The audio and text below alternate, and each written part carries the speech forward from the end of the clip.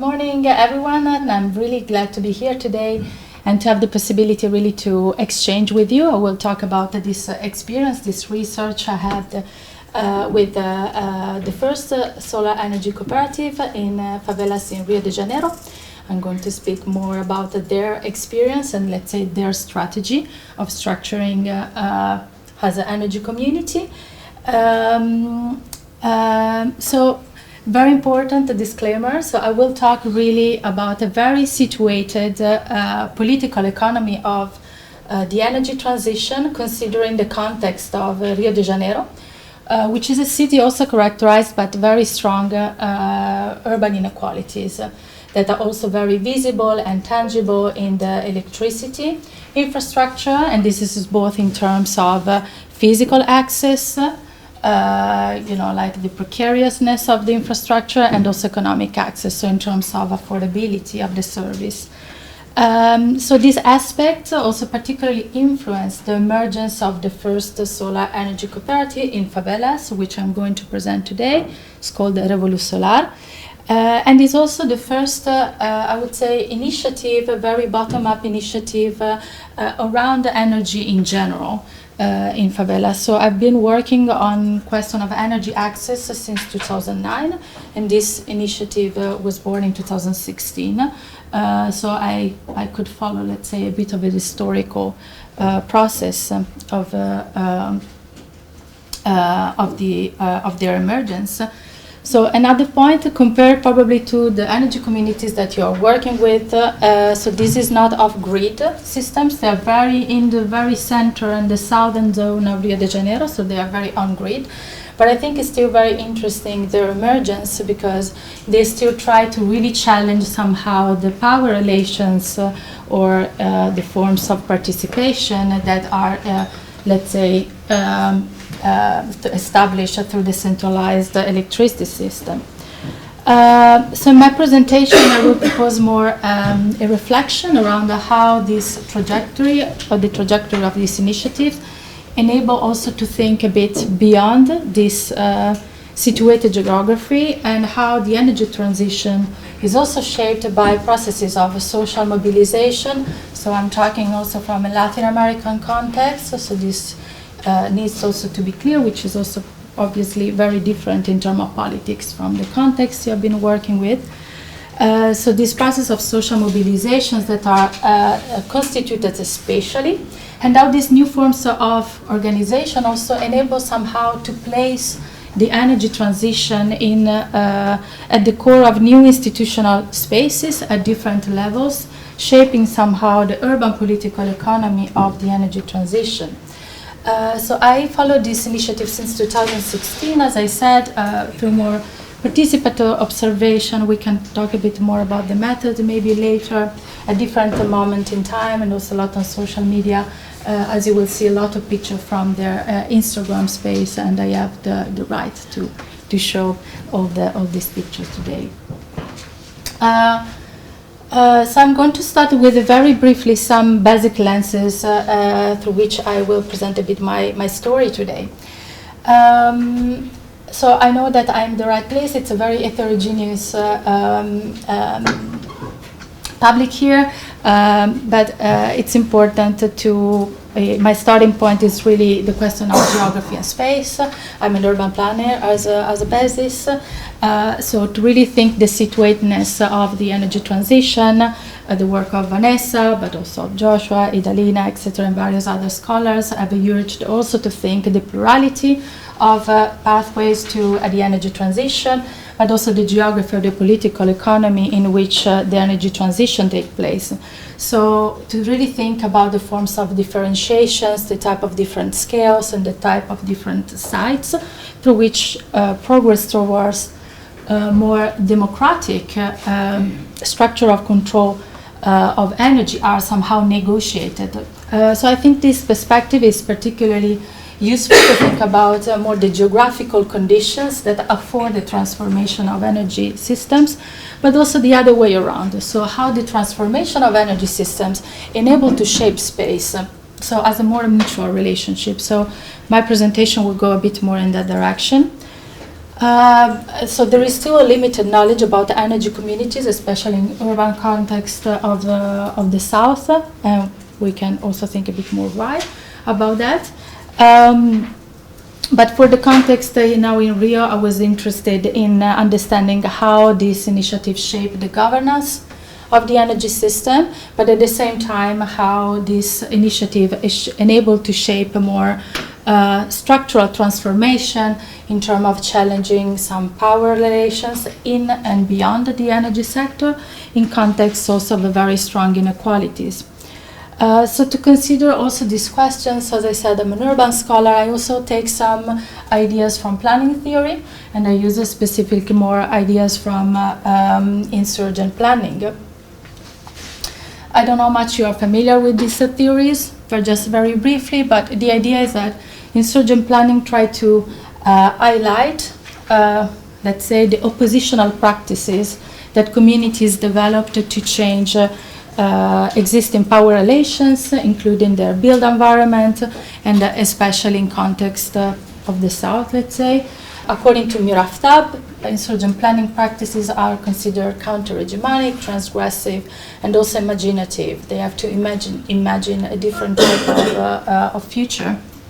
An interesting difference Miraftab proposes is the difference between invited and invented spaces of actions. So invited spaces are more the one that are more invited by the states and donors, like they are more legitimized by, let's say, more constituted powers, and invented spaces are those that are more, let's say, collective action that the poor, let's say, directly confront authorities and challenges to destabilize the status quo.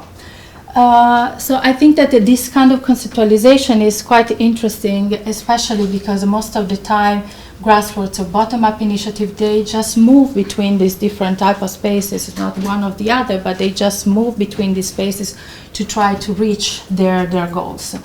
And so I try to use a bit these lenses to talk about Revolution Solar.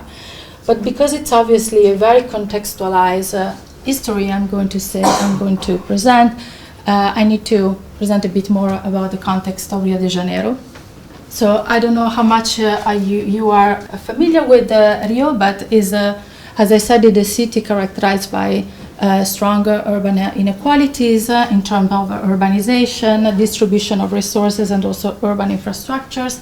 1/4 of the population in the municipality of Rio lives in favelas, which is the Brazilian name of mostly auto-constructed low-income occupations that are also legally defined for their precariousness of infrastructure and the illegality, or let's say the informality of the land tenure.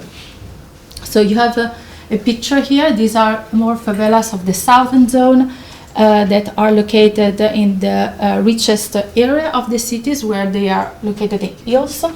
Favelas are all over in the city, but this is where you see maybe the contrast and more strongly.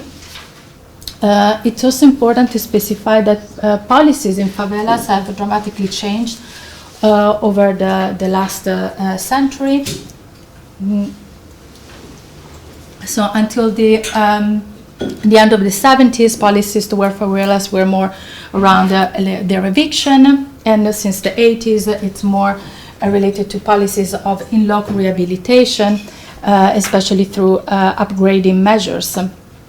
This doesn't mean that eviction policies completely disappeared, and actually this is something very important that also shape a question of energy in reality. So there is, in any case, still the perception of favelas of urban margins and a very stigmatized place that, as I will explain a bit later, also play a role in the emergence of this initiative.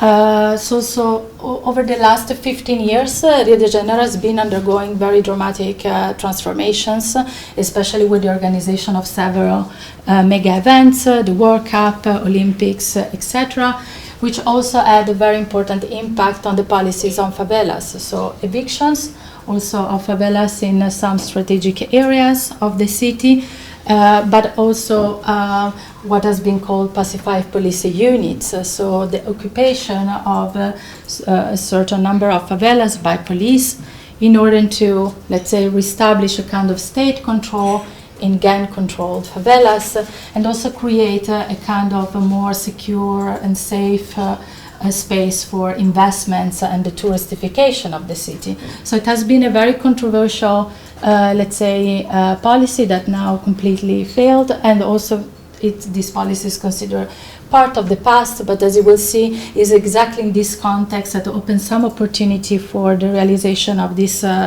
cooperative.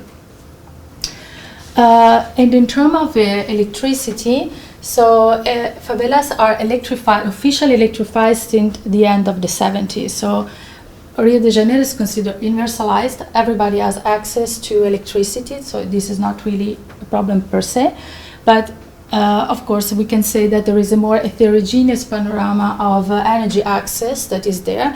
So people accessing with a meter, without a meter, directly to the grid. So it's more the precarity of it, plus other problems of payment and debt, etc., that also influence the emergence of a solar energy community.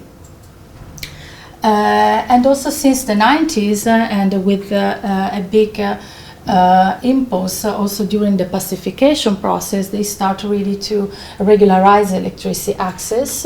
So the private electricity provider put in place a lot of programs of regularization to diminish commercial losses that were very high. And this has also been considered part of this period urban capital accumulation process. So this is a bit the context in which Revolu Solar emerged. So I'm going to explain a bit more in this very historical way, so a bit the beginning and how they structure themselves a bit later. So Revolu Solar was born in 2015-2016 from the initiative actually of a European resident who moved into the favela of Babilonia, which is a favela in the southern zone of Rio, 4 years earlier, exactly in this wave of the transformation enabled by the UPP, which also saw a lot of foreigners moving into the favelas and also seeing different type of opportunity. This person, for example, opened a hostel in that context. And this person, which also raised a lot of questions around the gentrification of favelas. So this is also another chapter. So this resident previously worked in a cooperative, in a solar cooperative in Belgium. So we have really this kind of connection between this imagination of energy communities that come from really more from the European context, but also with the very connection with the idea of favelas as a space of a mutual help and collective auto-construction that come together in this initial idea of forming a new collective action around energy. So since 2012, the national level opened the opportunity to produce to decentralize energy, but this was still very not used in urban context and also even in rural, I have to say, because of different, let's say, not a very secure legislation context, and now this has changed. But so this person decided exactly to take the opportunity with this new legal framework. And the idea since the beginning was to promote a sustainable community development through solar energy via cooperative models. So we really see this kind of global circulation of imaginaries linked to energy community and urban political economy at the urban level, you know, like in the city, characterized by this process also of securitization of favelas and partial also gentrification. So it's a very complex, let's say, context that's enabled, let's say, to put this idea on the table. So the solar cooperative at that time was considered as enabling to respond to different type of challenges. Some very global, you know, like some building a local contribution to environmental issues, but others very local. Which would be making, reducing inequalities and increasing the independence from the private provider. So the objective of energy independence and self-sufficiency take in the favelas a kind of specific meaning, in the sense that generally this kind of independence is more thought vis-a-vis producers. And here it's really with this very complex relationship with the private electricity provider, which was also generally quite dysfunctional because of high electricity cost, irregular connections, also blackout, unresponded requests. So this idea of like, okay, the solar energy system will provide you with more independence, and we can also talk about this aspect. But this was one of also of the incentive. As you can see, also a lot of people have like turn off notice of debt notice. So this would be, let's say, one of the incentive. But of course, let's say also here, this is the president of the Resident Association, which is also like Light, which is the private company, is one of the most important funders of the UPP. This is a militarization project that goes through the UPP and Light. So the private electricity company is really seen as a kind of partner of the project. We are in 2016 here. So facing Light is facing the model of a commodified city. So we really see, like a kind of hybridization between the privatization, let's say, of the electricity and this project of a more commodified city. But of course, also, I mean, see the contradiction. Revolution Solar was started by a foreign, which also gave us so much international visibility. If you see in The Guardian, you will find also articles on this initiative, etc., which also raised questions on the politics of representation, obviously, and this is now solved, and also new team is much more a mix between favela residents and also volunteers living in other parts of the city. So this initial part lasted 3-4 years, and then since 2020 we can say that there is a really more structured action strategy, and I'm going to talk a bit more about this this strategy. So during the first 3-4 years, Revolution Solar managed to install solar panels in essentially symbolic important institutions in favelas, like a hotel and creche and a restaurant in the favela, as a kind of more pilot. But then little by little they could manage to structure their strategy and little by little to occupy much of spaces in and beyond the favelas at a different level of governance, and also in and beyond the energy sectors. So here you have some images that I'm going to develop a bit more, each of them, let's say, that symbolize a bit the different type of strategies. So the first space of action, which is also a very important legitimation space, is the neighborhood level. I use level and space kind of very interchangeably because they are both very meaningful in this context. So used to develop different activities. Some of them are very energy related, such as installing solar panels, training residents to become solar installers, and having also educational measures about sustainability and solar energy development, especially for children in the favela. And between 2016 and 2023, the association installed the solar system in all these leading institutions and trained more than 40 residents as electricians and solar energy installers. And in 2021, they created the first solar cooperative in favelas. So this is more really linked to try to rescale somehow energy governance. So it's composed by 36 cooperative members between families and also commercial activities who share the energy production of one solar plant. So the solar plant is installed in the resident association, where there are 60 solar panels, and the cooperative functions through a system of shared generation model. So the energy generated is injected in the grid, and it is converted into energy credits via what is called the electric energy compensation system. So what is produced as a surplus come back, let's say, as a reduction of the electricity bill in terms of credit. So it's a very known net metering system. So what it happens is that the plant remain of the property of Revolut Solar, which is sort of leased to the cooperative.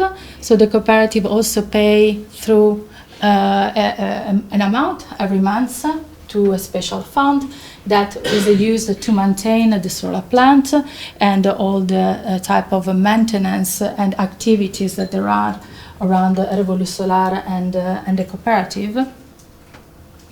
So let's say that Revolut Solar remains as a kind of advisory team for the cooperative, which remains still any kind of independent system. And I think that this type of activity, the cooperatives can be considered between an invited and invented space. It's very much legitimized by the institutions, of course, but at the same time it remains very bottom-up and try exactly to destabilize certain power relations.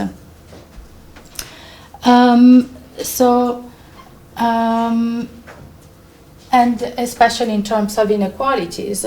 And this is also something that Revolut Solar has, during the last couple of years, tried to work much more. Is also the gender dimension. There has been an increased reflection in the team around the gender dimension within the team and also beyond the team. So to try really to think how to destructure the type of hierarchies that there are in the energy system, which is very highly masculine dominated, and how the gender dimension can enter in the discussion. So now, for example, since a couple of months ago, the president of the cooperative is a woman. A few days ago, they opened a new solar plant in another favela in the periphery of Rio de Janeiro, and is also here. So it's this is really a few days ago, and essentially the plant will be managed by an association of women that is victims of violence. So really to try to connect with the association in each favela and to integrate this gender dimension. And of course, here there is also during COVID, they really worked very hard with the community to try also to respond to the limited action of the state. So we see that somehow they are really trying to embed this territorial dimension and to the intercross with some dimension which is race and gender that are very, very important in the politics of favela. So I also realized that this is a very specific politics in favelas. So the neighborhood level is a very space of action and participation, but it's not the only one. So we also have the national level. So here, for example, so during the last couple of years, there have been huge debates at the level of at the national level around the future of decentralized energy in Brazil. So you can see some people from Revolut Solar that went to Brasilia. It's likely to advocate to integrate the social dimension of solar energy in the legislation. I will not maybe enter too much in details of the debate, but just let's keep that one of the points of contention was exactly the use of the grid. How is the centralized system? Do they pay for the grid? And this, of course, would lobby also more from private companies, private providers, etc. So now there is a new law in 2022, so it's very recent, that let's say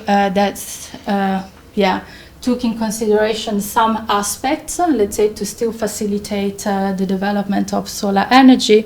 But let's say that at that time, when there was this type of discussion, the direction was really to make decentralized energy paying a certain level for the user of the system that would probably compromise the viability of a new project. So this was what was at stake, let's say, at that time.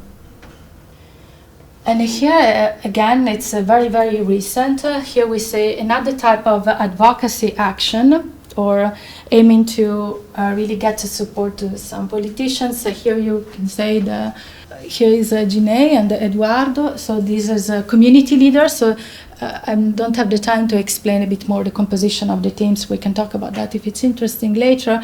But you have a leader comunitario and the executive director of the Rulu Solar that are really to lobby with politicians to try to integrate what they called a social program of solar energy. That was a very bottom-up process that went ongoing during the last months.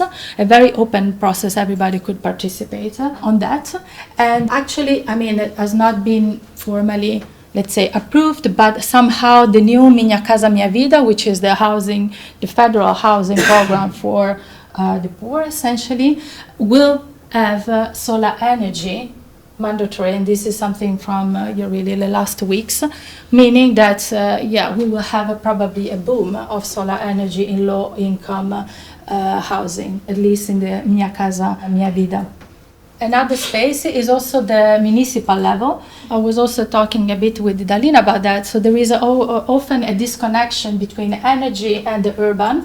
Let's say that generally the type of relationship that people have is with the private electricity provider or maybe the public, but there is the national regulation very far away, but what is urban in there? And now, little by little, Revolution Solar is also trying to make, I would say, the urban energy, the energy something urban. So through cooperation and collaboration with the municipality, they open a space in the center of the city. So outside also favela, which is also a big type of symbolic thing, to have a space in the center of the city, in which there is a different type of workshop and discussion around the solar energy and what is their methods, which is the methodologia Circo Solar. Again, I will not talk a lot about that, but try to expand exactly how the benefits of solar energy can really benefit different neighborhoods. Very end, before the conclusion, very important. This spatial dimension. So here you have, I would say, the type of evolution you have, the spatial dimension of this imaginary. So I think they are also very good in trying to make the energy as a kind of instrument to change the imagination of favelas that has been highly stigmatized as a very criminal and very violent space, etc. A lot of different type of stigma are associated with this type of space, and they try to really revert the idea as a more space of innovation, where the solution to a lot of these urban energy problems can emerge.